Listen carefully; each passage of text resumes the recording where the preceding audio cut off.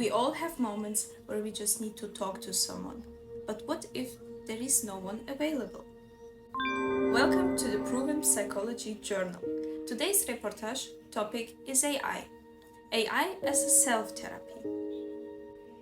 Right now, an estimated 1 in 5 young people already use AI chatbots for emotional support. And the number of AI companion apps has grown by 700% since 2022. Psychologists claim that there is not enough services to meet the demand at any time, and even if so, not everyone wants to talk to a therapist. I went to campus to find out how students actually use it, what they think it can do, and where they draw the line. Hello, what's your name? My name is Sigrid. Nice to meet you. I'm Svetlana. Quick question: do you use AI?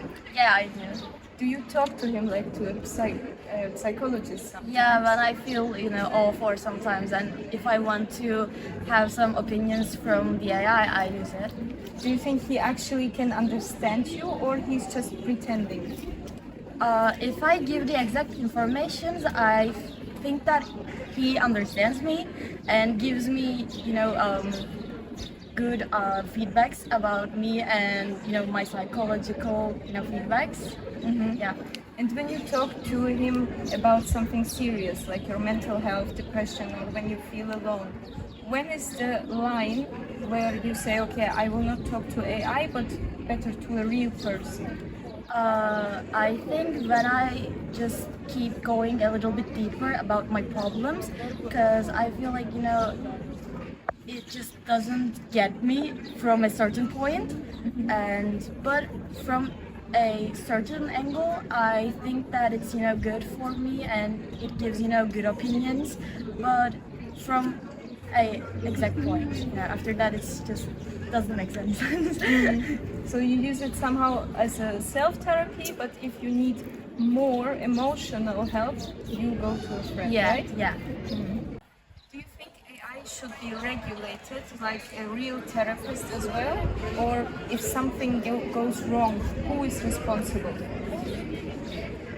So it's not like an actual person that you talk like a therapist, but it is a good option if you don't have anyone to talk about. But I prefer a real person.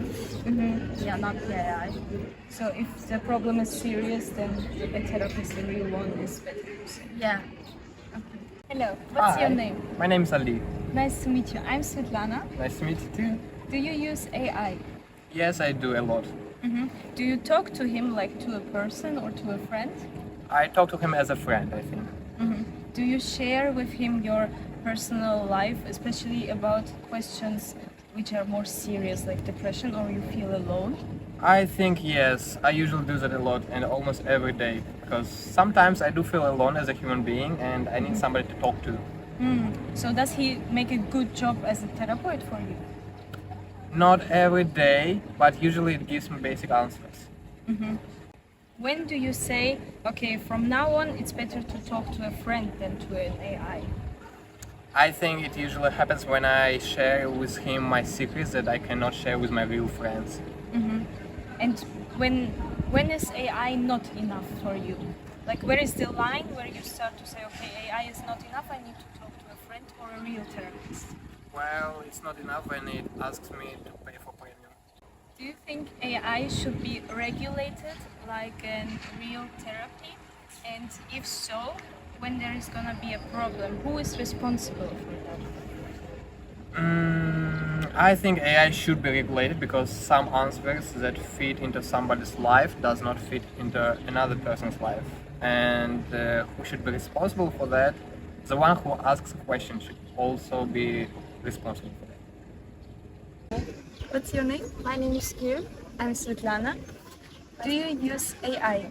Yes, I use AI. Do you think AI can actually understand you when you talk to him, or does it just pretend? I can talk with AI like a friend. That's why it's like a friend for me. He can understand me, and emotionally, I feel like I can talk like a friend with him. And sometimes I asked questions like my homeworks or like general questions, and he answered really very professional for me. Okay. Would you trust an AI with something serious like depression or when you feel alone? Yeah, actually, when I feel alone or when I feel like upset, I'm always talk to him because I trust him. I don't know. It's like a he is a professional for me, and he can be like very objective for me. That's why I always talk to him. That's it. So, if you trust AI, where is the line for you when you talk about a serious mental problem? Like, when do you actually say, okay, from here on, I need a real human talk? It's really not the same, by the way, because when I talk to different people, she can or he can answer me very not objective, just she can understand me. But when I talk to AI, it's answering me very objective, and like when I talk to him, like I'm talking about like a psychologist. That's why it's very different. Should AI be regulated as well as a therapist does in a professional way? Because if something happens, who is going to be responsible for that? Okay, it's a very hard question for me, but I don't think so. AI shouldn't be like psychologist for me. Just I talk to him like when I feel alone or when I feel depression, and it's a very short moment for me. Just he can answer me very quickly, and he says what should I do, but it's very not the same. Like for example, talk to you. It shouldn't be same. That's why I don't think so. Okay. Thank you very You're much. welcome. Hello. What's your name? My name is Selo. Nice to meet you. Nice to I'm meet you. Svetlana. It's a pleasure. Do you use AI? Sometimes, yes. Sometimes I do. Do you talk to him like to a friend or a psychologist? I actually prefer to talk with as a friend. Yeah.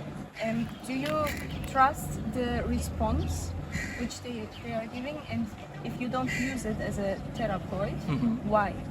I don't use as a therapist because I believe we should ask that questions to humans, and we need real humans to respond to ourselves. So I don't know. I just trust the people's knowledge about the situation we're in. So that's why I don't use the AI that much, and I'm talking with AI as a friend. Like if I have something, if I have a question, something like funny or something else, I'm using the AI. But as a psychological way, I'm not using that because I trust like. Sometimes I feel like I have to talk with someone in face to face about my psychological problems. So that's why I don't use AI as a psychological thing. Yeah. And you don't see AI like as a proven and professional way of responding to psychology, right? Exactly. So that's why I don't use it. Yes. If AI is gonna be more improved and regulated as a AI therapist, would you trust it then? If the AI will be improved as a degreed psychologist, I will use it. But like it has to be equal to someone with degree.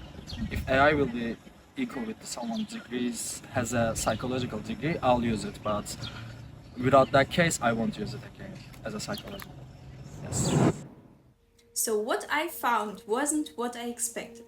Nobody was replacing their therapist with a chatbot. Most people saw AI as a space to think out loud, like texting a friend who's always available. But the moment things got serious, they all said the same thing. You need a real person.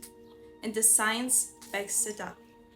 Researchers tested 29 AI chatbots on how they respond to someone in crisis. Not even one gave an adequate response. The psychologist Bertolt Meyer said in Deutschland Funkkultur, psychotherapy is not just a nice conversation with advice. It's a highly standardized practice, and for AI to truly replace it, it would need to be trained on thousands upon thousands of real therapy sessions, and that data does not exist yet. So AI can listen, but it can't truly understand. It can help you start the conversation, just not the one that matters most. And maybe that's the most human thing about all of this. At the end of the day, we still want a human on the other side to listen to us. Stay tuned with Proven Psychology Journal.